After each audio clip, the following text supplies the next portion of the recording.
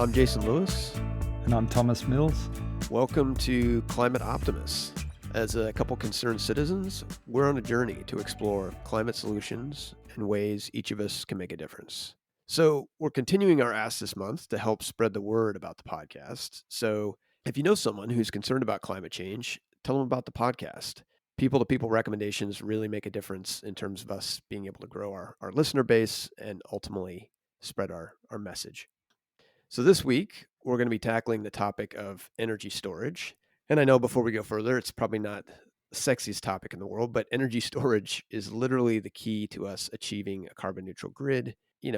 As the percentage of electricity we get from wind and solar grows, our capacity to store energy needs to ramp up quickly to offset those days where the sun isn't shining and the wind isn't blowing.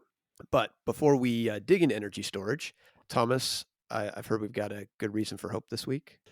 Yeah, Jason. According to Reuters, development banks have committed $50 billion to support climate goals in the Americas over the next 5 years. So this announcement was made this week as part of the Summit of the Americas. And one key climate goal will be helping the renewable energy for Latin America and the Caribbean initiative achieve a 70% renewable energy target by 2030. So currently there are 15 nations in the initiative, and more are set to join at the Americas Summit. So this is good news.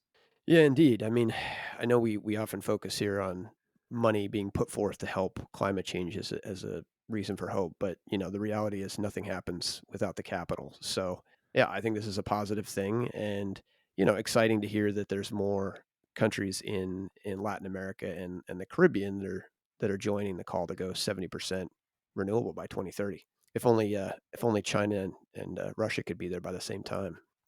Yep, and Australia. So, our guest today to come educate us on energy storage is Jason Burwen. Jason is the Vice President of Energy Storage at the American Clean Power Association, where he leads policy and advocacy engagement on behalf of the, U.S. energy storage industry. He previously served as Vice President of Policy and Interim Chief Executive Officer at the U.S. Energy Storage Association. Lots of titles here. He also directed research and advocacy on U.S. energy innovation and tax policy at the Bipartisan Policy Center and holds a master's degree from the University of California, Berkeley's Energy and Resource Group and Goldman School of Public Policy. So excited to have Jason on the program.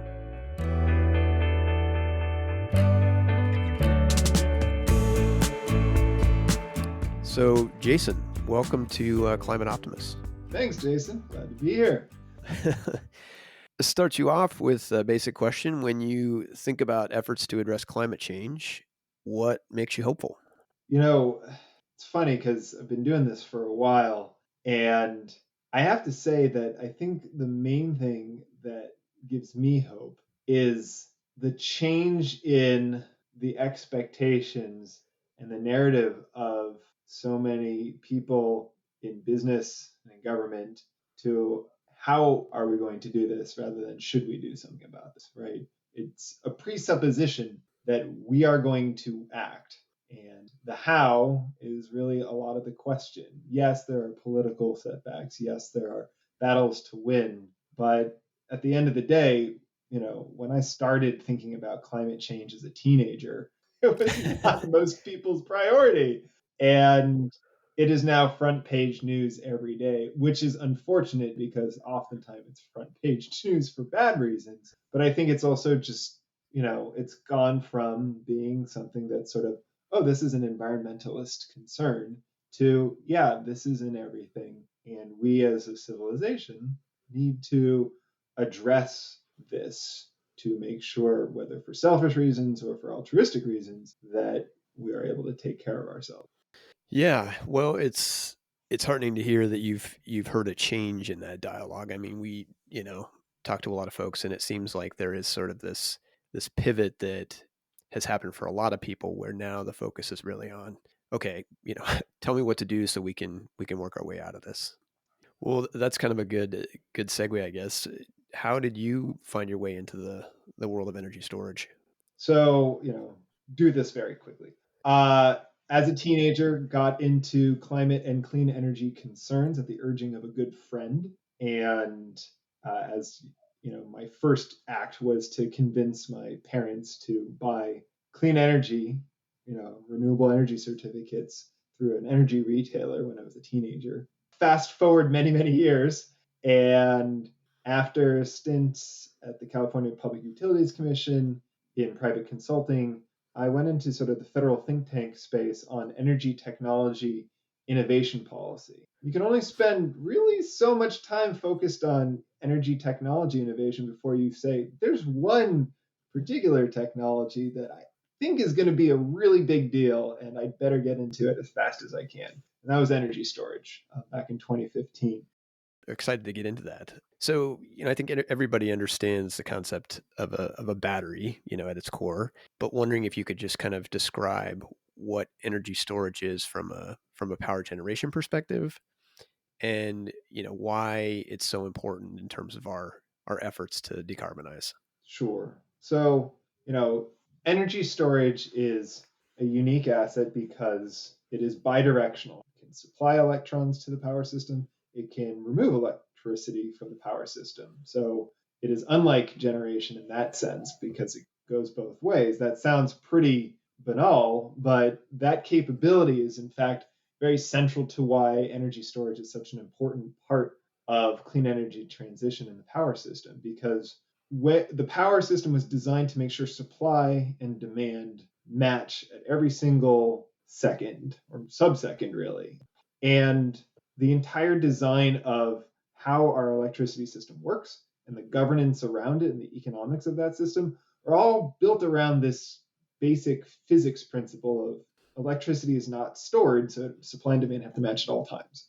With this new generation of batteries, what's so important for them is they're loosening this fundamental constraint of supply and demand have to match at every single second in such a way as that you can actually manage the operations of your power system far more flexibly.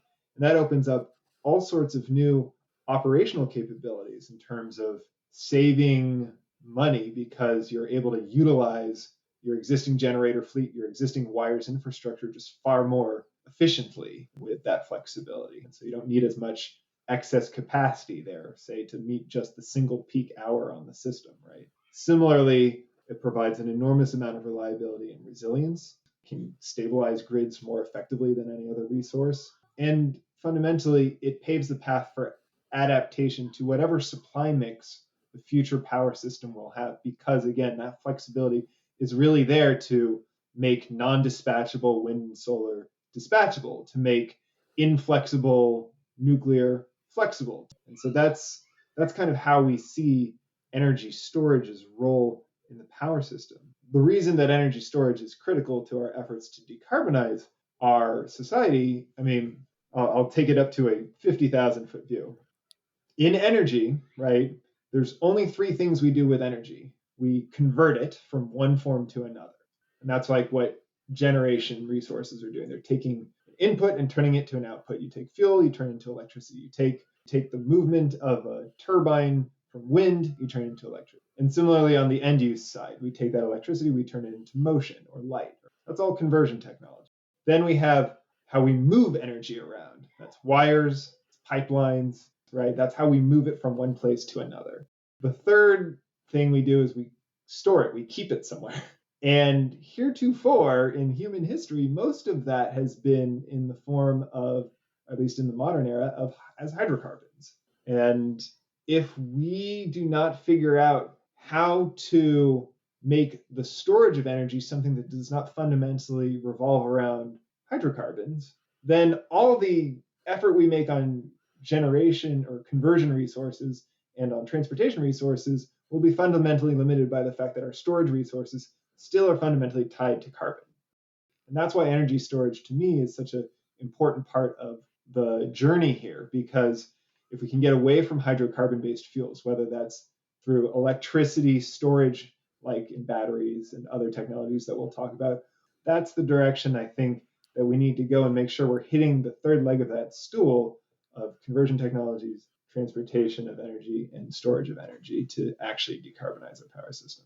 So I'm thinking from from a basic kind of visual perspective, you've got, the energy storage of the past was the big tank of natural gas sitting next to the generator or the, pile of coal outside the plant.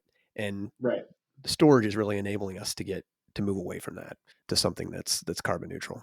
That's the idea, right? Is that especially if we're going to a power system of much higher shares of wind and solar power, certainly the variability there is well complemented by something that can store electricity at times when it's less valuable to be available for times when it's more valuable. I think it's important to note that fuel is really convenient.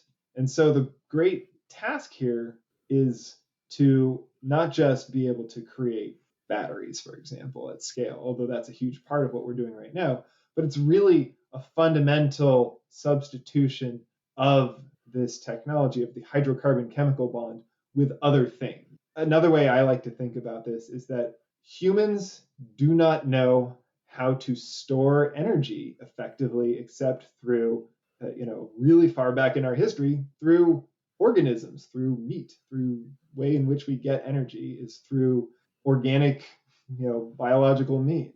But all of our fuels are harvested, right? They are found, they are dug up, they are drilled. And if we are able to unlock the ability to on demand store energy and then recall it back when we need it, that's actually a quite significant civilizational advance. I'm trying to put this in a greater context because I do think that it's more than just we need a few batteries. We're talking about fundamentally the ability for humans to control exactly when and where they get primarily electricity for use without having to rely on harvesting fuels somewhere. Yeah, and I mean, people are obviously familiar at this point with, the batteries in an electric car, but thinking about the relationship those have with the conversion assets, the generation assets you talked about, and how that all plays together is going to be, fundamentally different than Yeah. it has been. Absolutely. And the other piece of this is that with batteries in particular, like current day lithium ion batteries, not only are they bidirectional, but they are exceedingly flexible. Unlike pretty much anything else in our power system, you can ramp them to any level of input or output nearly instantaneously with extraordinarily high fidelity. That's a level of control that is, again, almost more akin to like computer and computational fidelity than it is a machine. So we're moving from the typewriter of electricity to the computer version. That's what I would say. I mean, you're starting to see this in the implementations too, when folks are using these assets. When they're in the power system, they're being used to manage microsecond to microsecond, fluctuations in the power system. Well, I know the technology side can be the exciting one for a lot of folks. So, wondering if you could speak to kind of what are the primary kind of energy storage technologies being used today, and then kind of maybe look into your crystal ball and give us your thoughts on where you anticipate things being, let's say a decade from now. Sure. So the primary, like the largest amount of energy storage installed today, as I mentioned, is actually pumped hydroelectric power, where you have usually some sort of elevation differential. There's a pool in a higher elevation, a pool in a lower elevation, and you pump water uphill and then leave it behind some sort of dam and let it run through the dam when you actually need the electricity again. It's the most common form of energy storage worldwide. Today, most folks are focused on batteries, and specifically the family of lithium ion electrochemistries. The two that you'll hear most about are lithium nickel manganese cobalt and lithium iron phosphate batteries. Those chemistries just refer to what is in the cathode, so one side of the battery. And the reason why those have taken off is several fold, but key ones being the massive global expansion in their production, driven primarily by the need in vehicles, has brought their costs down quite significantly. And we can get into the nuances of why different chemistries might be favored or others, but that is really the dominant technology today and probably for the sort of medium term. So that's what you're generally hearing when you hear folks talk about energy storage. However, there are a variety of electrochemistries out there. There are folks working on other kinds of electrochemistries, such as sodium based batteries. In fact, Sodium sulfur batteries were beginning to get installed on the grid in the late 2000s, well before lithium ion was being installed on it, because that was actually a technology that seemed to have more promise then. And there are new sodium based technologies being developed today. There are zinc air batteries are kind of coming back. You have now a number of different folks focused on grid scale batteries that are focused around zinc.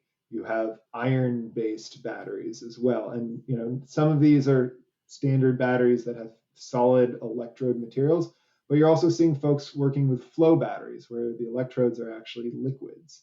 There are nickel based batteries. Toyota's nickel metal hydride batteries were extremely effective back when they were introduced, and folks have continued to innovate on nickel based batteries. So this entire space of electrochemistry is just full of very exciting technology directions, and we're probably going to see a number of new technologies arise over this decade.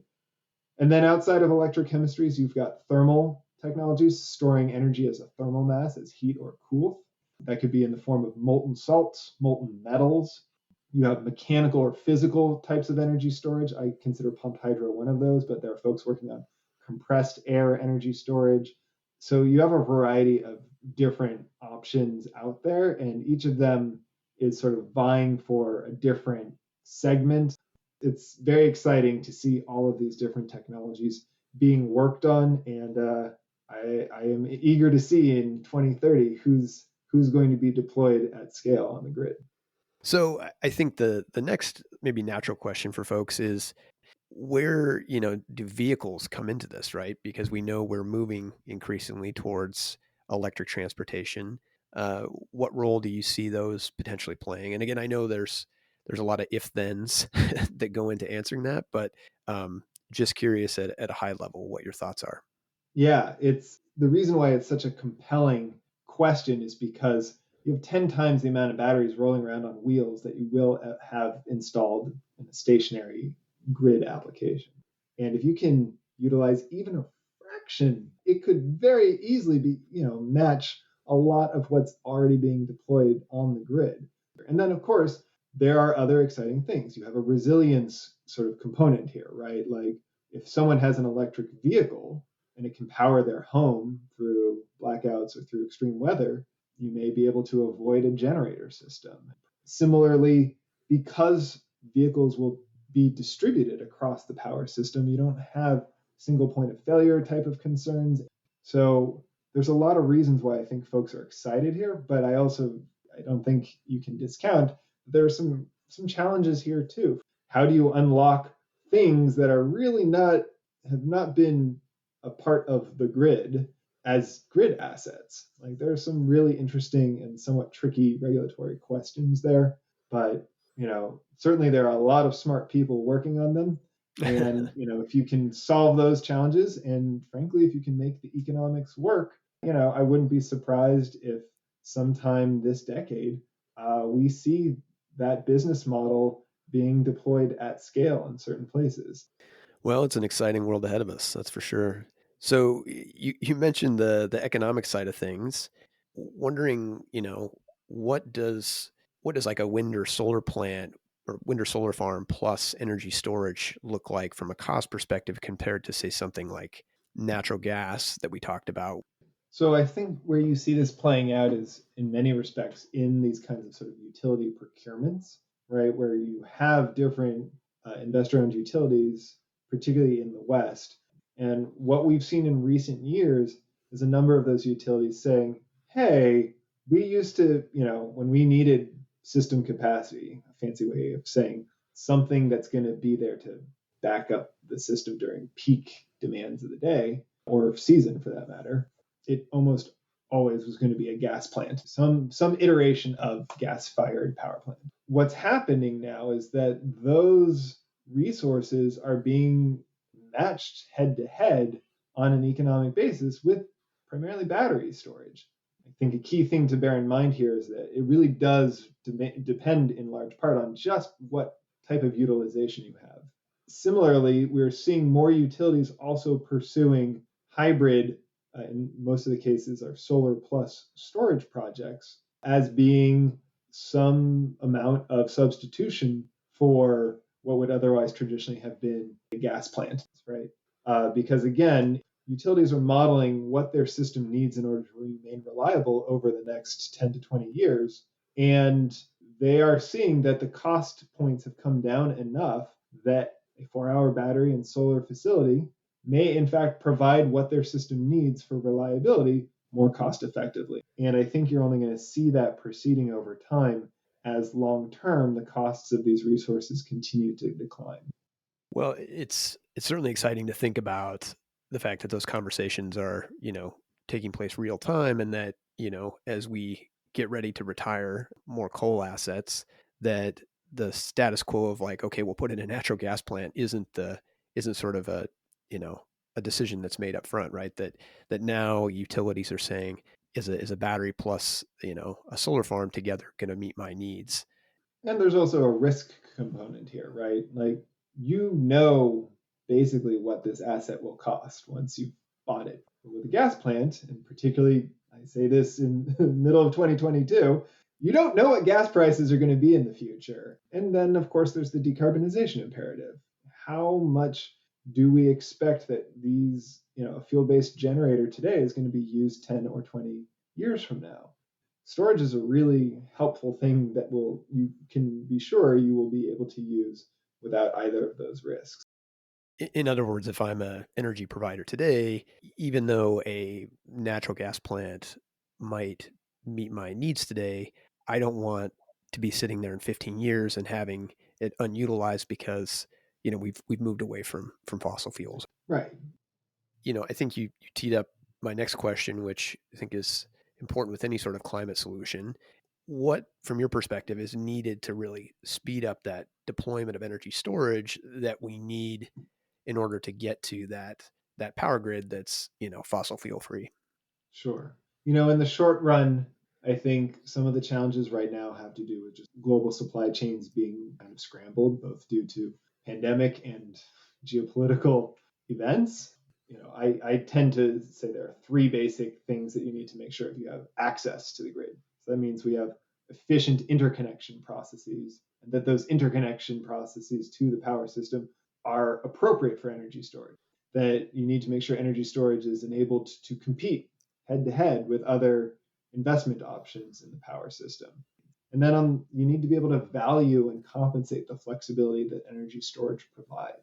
Sometimes that's very hard to do. And so we use things like storage targets to drive that transformation forward, right? You've seen also different states use incentives to kickstart their industries to really bring down a lot of the soft costs. The last thing I'll note is that we have to build a lot of stuff.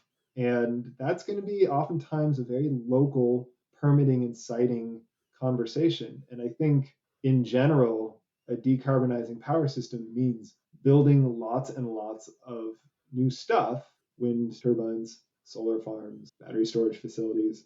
And that means the ability to get things sited and permitted in some reasonably timely fashion is really going to probably be the primary determinant as to how fast we can decarbonize our power. Yeah, and so that leads to, I guess, the question that we try to ask is, what can we do as individuals that can be helpful in getting to that desired future state? Gosh, I wish I could harness the power of mobilization for storage. Need more energy storage. I think we're probably a ways away from it. But what I will say is that obviously you have power as a voter always to make sure that you are making clear that one of the things you think is important is a clean power system and decarbonization. I actually think for a lot of folks, this is going to be a really interesting moment. It's a question of how do we all do our part on decarbonization and climate change? Because I think what makes this in some ways a tricky and challenging conversation is whether it's wind or solar or energy storage, a lot of those assets are, people are trying to build them in places that traditionally have not been where you've built power plants. There's an inherent tension here because, particularly for those of us who are focused on decarbonization, we also tend to like things like, our local environment. And I'm not telling anyone who's listening to this that you have to support these things no matter what, or else you're not doing your part. But I do think that it takes all of us for whom this is an important issue to really consider how we are going to be a part of the solution in clean energy transition and in our communities. Because if we can't do that ourselves as committed folks to decarbonization, a lot of the rest of the country won't want to go either. Trust me. Yeah, I think it can be easy to sort of conceptualize it as, I'm out driving somewhere and I see the wind farm on the distance or the solar farm, but yeah, to get to where we need to be, there's going to be a lot more of that out there, and if we're committed to, decarbonization, then, some of that might be in a place, to your point, that we're not used to seeing it. Well, thank you, Jason, for taking the time to come on and share your wealth of expertise on energy storage. It's it's heartening to hear that, we're already in this transition and things are moving, and yeah, excited to see what the next decade brings. Thanks for having me, Jason. It's a pleasure.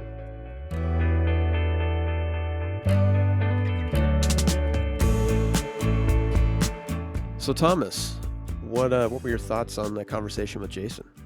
Yeah, look, I think you did a pretty good job of covering all aspects of energy storage, and I'm totally on the same page. I think it's a very important part of the equation because of the intermittent nature of many of our renewable sources. So there's going to be quite the transformation of how we deal with energy in the next decade or so, and without the storage solutions, be it in the form of chemical batteries or pumped hydro or hydro storage in general, we can't make this transition without it. So I think it's great. And I think you really hit the nail on the head. Yeah, and I mean, I was excited. It, may not have been news to you, but just the variety of potential storage technologies that are out there, both battery chemistries and, discussion of everything from, compressed air to hydrogen. Having that variety really ensures that we're not, dependent on just one technology. And I think knowing that there's all this kind of innovation that's still in the works, it'll be exciting to see where things eventually shake out. I think ultimately it's going to come down to what really works for a specific region of the world. It's going to be a culmination of a variety of storage solutions that are going to help us achieve what we need to transition off fossil fuels. Yeah, and I mean, ultimately, that's a positive too because it means that we're not handcuffed to some specific, rare earth element, right, that you need for this one type of technology. And, to that end, it's also exciting to hear, kind of his thoughts on how we're going to be integrating all of our electric vehicles into the grid and the resilience that gives us, right? Not only for helping the grid, but, enabling us as we have more of these extreme weather events being able to, keep the lights and the heat on. Yeah, because when you look at electric vehicles, I think they're going to be absolutely key to the success of the grid in the future. I mean, a lot of utilities look at electric vehicles now with a little bit of angst as these behemoths that are going to draw off a massive amount of electricity from the grid and put it under strain during peak times. But if through adequate pricing mechanisms, if you can encourage people to charge during those off-peak periods, either in the middle of the day or at night at home, then they can be, with bidirectional charging, feeding that power back into the grid and really helping out this levelizing solution. It's exciting to think of the sort of the independence that we'll all have as individual households, and that we're each potentially being able to play in this larger interconnected system. Yeah, which is, I know that we've spoken about this before, but where a distributed solution really works very well. In fact, there was an unfortunate situation recently where the South Australian state government just rolled back a $2,000 incentive for those installing batteries in their homes. Because the beauty about having the storage at the end user is that in the case of a blackout, the storage solution is not at a centralized location that nobody has access to. It's at the home so that you can ride through that blackout and at least provide your own storage for that blackout period. And if you have solar panels and you've got your solution correctly wired, you can recharge your batteries the next day if that blackout is continued for a number of days. So it does hurt me a little bit when we think that we've just got to have one large solution for all storage needs. I really see the modernization of the grid going to a more decentralized solution. So Thomas, we're obviously touting the advantages here of energy storage and kind of the, the promise it brings. Are you a true energy storage ambassador? Do you have batteries at your house? Um, well, I know, Jason, it might look a little hypocritical, but I actually don't. I do have 12.8 kilowatts of solar panels on my house, which is a ridiculous amount for a small house. But um, but I've chosen thus far to not put batteries on because we have a bit of a unique situation in Tasmania where we have massive peaking capabilities of the hydroelectric systems in Tasmania. So during those morning and evening peaks, when the grid is under a lot of load, and in most jurisdictions you'd normally have a lot of fossil fuels coming onto the grid, um, we can meet those needs through turning on a tap, essentially. So having the battery here doesn't make sense. If I was living in Victoria or New South Wales or Queensland, where the grid is very carbon intensive during those peak periods, then yes, it absolutely does make sense. So And in a way, and I won't give you a hard time because clearly there's a rational explanation as to be expected, but I was just thinking it goes back to your point earlier about how storage is really going to be a variety of solutions depending on where you are, and the reality is we can often look past it, but hydro is sort of the most classic form of energy storage. The other thing I think is worth calling out that, we don't often talk enough about is the point Jason made about how we really, as people who are concerned about climate change and wanting to, see the rapid adoption of these solutions, we all have sort of a role to play in being supportive.